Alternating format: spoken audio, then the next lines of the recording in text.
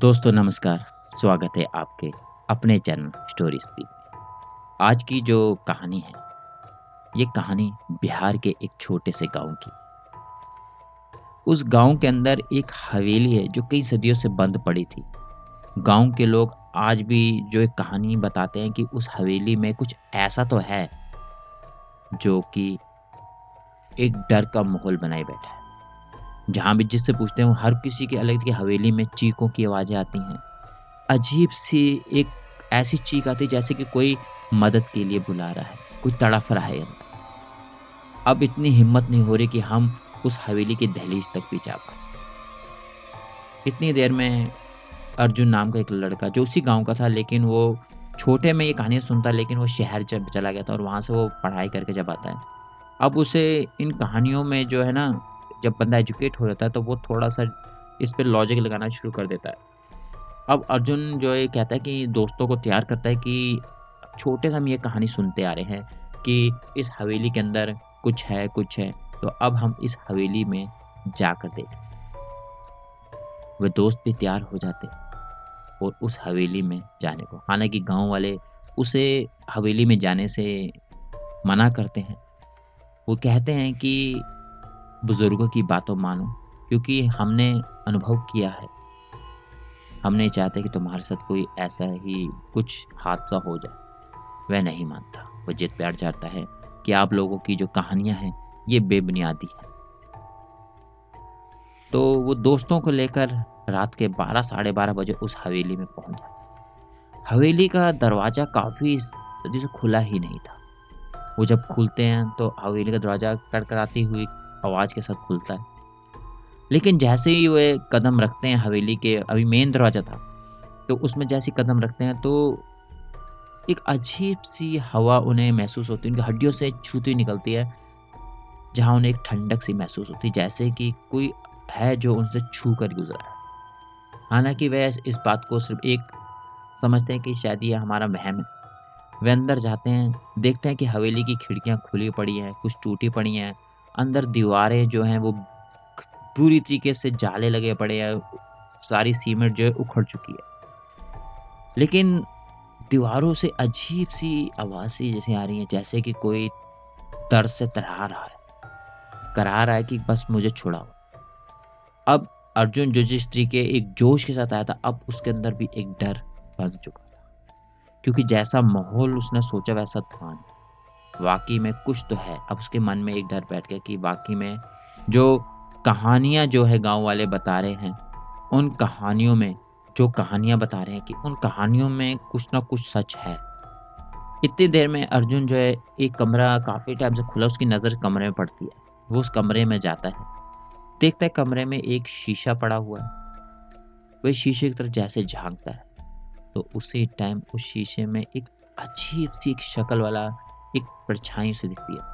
अब वो उस परछाई को घूरना शुरू करता है, लेकिन उसे पता ही नहीं चलता कि जो परछाई उसे देख रही है, वो परछाई को नहीं देख रहा था, परछाई उसे देख रही थी। और उस शैडो ने जो है उसको अपनी ओर मोहित कर दिया था।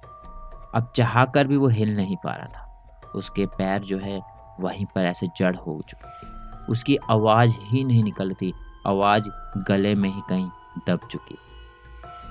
अब चाहकर भी वो नहीं निकल पा रहा था कि क्या करूँ? समझ नहीं आ रहा था, क्योंकि वो उस तस्वीर में और खोता चला गया। इतनी देर में जो दोस्त है, वो अर्जुन को ढूँढते उस कमरे में पहुँचते हैं, जहाँ वो उसे आवाज़ देते हैं, अर्जुन, अर्जुन। अर्जुन अब ना ही सुन रहा है, ना ही उसे उनकी आवाज़ आ रही है। वो तो सिर्फ़ उस शीशे की तरफ देख रहा है। अब जैसे ही दोस्त भी उस शीशे की तरफ देखता है, उन्हें दिखता है कि एक भयानक शक्ल का एक शख्स जो है, उस शीशे से अर्जुन को घूर रहा है। अब वो अर्जुन को ऐसे हिलाते हैं, जिससे अर्जुन की जो मोहित हो रखा था वो एकदम टूटता है। वो अर्जुन जैसे उनको देखता है, वो डर के मारे चीखता है। वो भागने को कहता है, लेकिन अर्जुन जब तक भागता है, इतनी देर में वो परछाई अर्जुन के पैर पकड़ लेती है और अपने भीतर खींचने की कोशिश में लग जाती है। अब दूसरी तरफ दोस्त अर्जुन को खींच रहे हैं, वो परछाई अर्जुन को अपने शीशे में ले आ रही है। अब चाहकर भी अर्जुन भाग नहीं पा रहा। वो परछाई अर्जुन को धीरे-धीरे करके अपने अंदर ले जाती है। एक अजीब-सी काली गुफ़ा जो शीशे में दिखती है। अर्जुन उस गुफा में कहीं गायब हो जाता है और शीशे से वो परछाई भी गायब हो जाती है। अब दोस्त डर जाते हैं कि आखिरकार अर्जुन गया तो गया कहाँ। वे बाहर जाते हैं, गांव वालों को ये सारी कहानी बताते हैं कि आखिरकार उनके साथ क्या हुआ। तो अर्जुन उस शीशे में एक शख्स आया जो बेहद भयानक था, वो अर्जुन को अपने साथ ले गया। गांव वाले अब टेंशन में आ गए। तो वह गांव वालों के एक बुजुर्ग था, वो कहता है कि अब इसका एक ही हल है, तांत्रिक। गांव के ही बाहर एक छोटी सी कुटिया में जो है तांत्रिक जो है समाधि लगाकर बैठा हुआ था। वह सब जाते हैं और जाकर उस तांत्रिक को सारी आपबीती बताते हैं कि क्या क्या हुआ उस लड़के के साथ। अब तांत्रिक जब यह बातें सुनता है तो वह समझ जाता है कि वो शीशे में से जो था वह कोई आम आत्मा नहीं, वो भयानक प्रेत था। अब उसका एक ही हल था कि अब वहां पे जाना है, पूजा अर्चन करनी पड़ेगी। तांत्रिक हवेली के अंदर कदम रखता है। अब वो वहां पे जो पूजा अर्चना शुरू करते हैं, जब वो पूजा करते हैं तो देखते हैं कि अर्जुन अब उस कैद में बंद हो चुका था। अब उसका बाहर निकलना मुमकिन नहीं था, क्योंकि अगर वह उससे बाहर निकलता भी है तो उसके साथ जो है, जो वो आत्मा अंदर है वो भी बाहर आ जाएगी और वो पूरे गांव को खत्म कर देगी।